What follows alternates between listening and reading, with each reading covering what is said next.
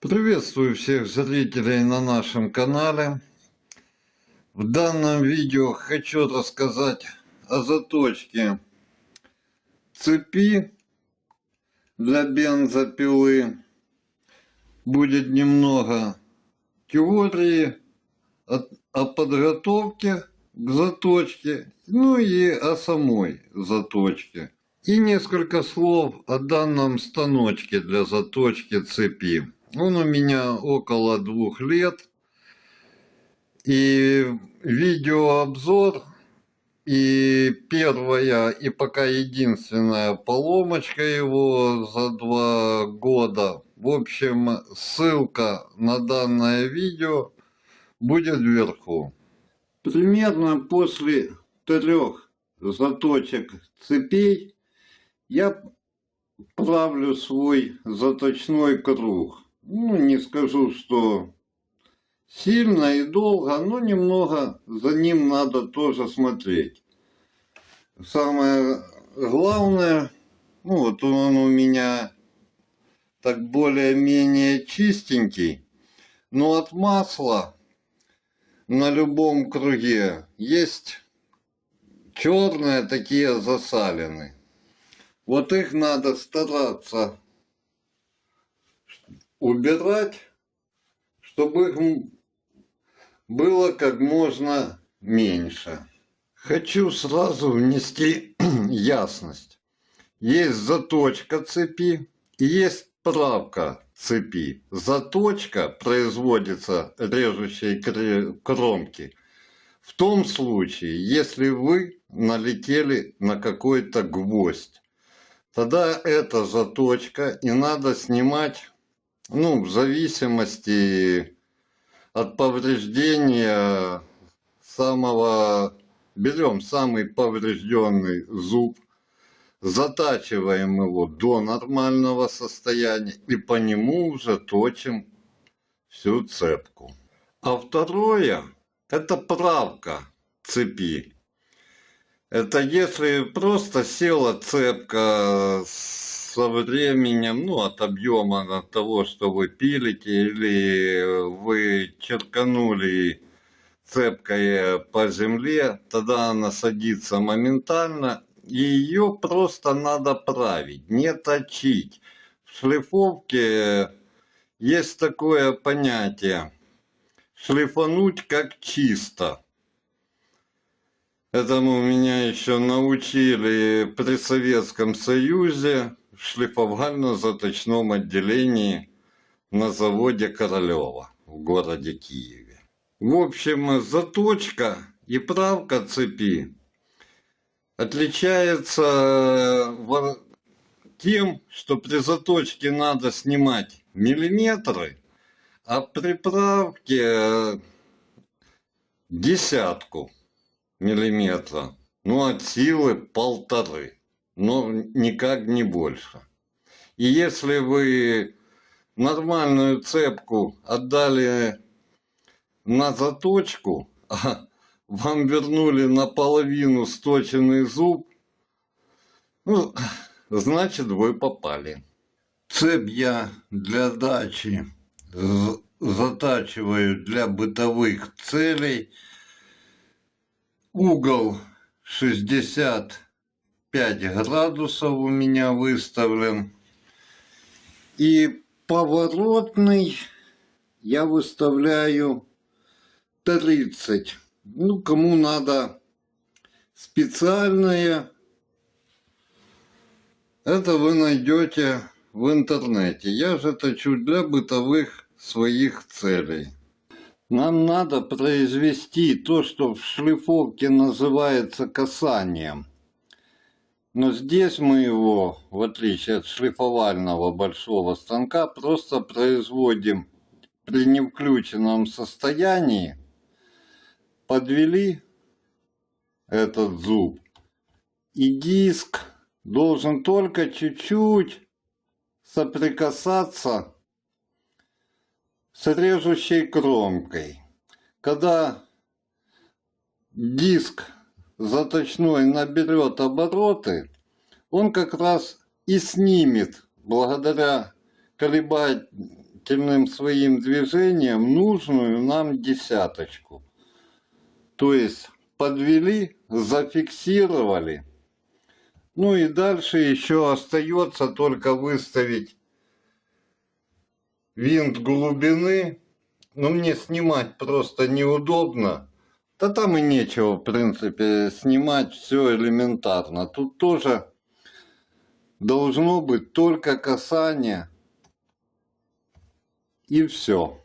Итак, когда все выставили, обязательно поджимаем контур гаечки эти.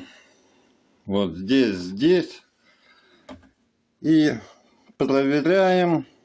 Да, еще в идеале ставим белым или черным маркером такую точечку, чтобы не пойти по второму кругу. И проверяем касание. Вот он соприкасается, даже такой звук слышно. Прошу прощения, маленький нюанс. Проверять уже касание перед заточкой надо, когда вы затянете цепку, чтобы она была зафиксирована, то есть без фанатизма. Не надо сильно со всех сил закручивать, нет, просто прижали и проверили. Вот, слышен звучок такой, трение. То есть все готово, можно включать станок. Все, станочек включили, он у меня довольно тихий. И все.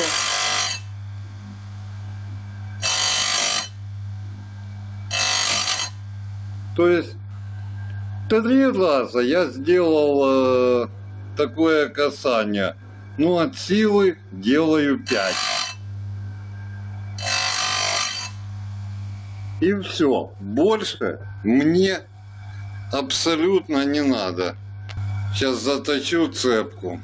Там будет еще один нюанс, покажу. А сейчас просто прогоню все зубья по этой одной стороне. Все, я быстренько пробежал одну сторону. И что я хотел сказать еще?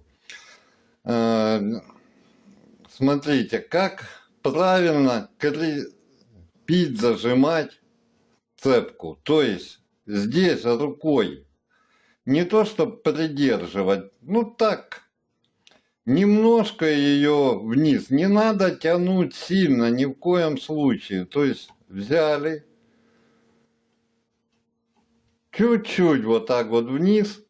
И тогда зажали здесь, опять-таки, немного. Сильно зажимать не надо. Тут нету никаких сильных оборотов диска. И оно довольно неплохо все фиксирует. И еще забыл про такой моментик. Никто вам из соседей не принесет цепку без масла. Да и свою вы от масла полностью не очистите. Поэтому перед заточкой, против заточки, берете тряпочку, желательно поплотнее этой. То это у меня убогая такая. Ну и не по заточке, а против заточки протерли ее. И тогда уже ее можно на станке точить.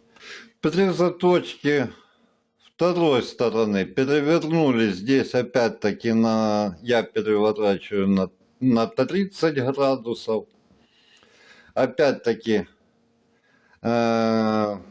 отвел чуть-чуть вперед тот зуб первый, что я точил с точечкой, чтобы он показался раньше. Точу зуб за ним. проверил касание. Все в норме. Зажал, естественно, вот, без фанатизма, как показываю, вот. Чуть-чуть тут вниз, ну буквально легонько. И тут тоже легонько. Все. Все, касание есть. Включаю станочек.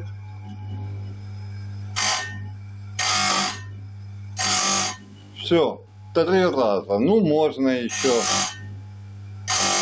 Все, следующий зуб. Все, пробежался я быстренько и по второй стороне. Вот показался этот зуб, на котором я ставил отметочку. Станочек можно выключать. И что я еще хочу сказать? Ну, это, конечно, касается новичков. Я не считаю себя новичком, но все же я зажимаю, когда точу и обратную сторону. Многие, я видел видео, говорят, зажимать не надо. Я не буду вдаваться сейчас в споры, в полемику, почему надо или не надо, но я предпочитаю зажимать. То есть несколько лишних действий проще зажать. Более того, есть объективные причины, почему я считаю лучше зажать. Лучше, когда зафиксировано, зажато. Ну просто видео не об этом. Всем новичкам я рекомендую все же зажимать, когда вы будете затачивать обратную сторону. Да, у кого есть огромный опыт, им, как говорится, виднее. В данном видео я постарался выложить максимум нюансов по заточке цепи для новичков. Ну и на этом, в принципе, все. Все эти нюансы подходят для любых станков данного типа. Так что всем удачи и до новых видео.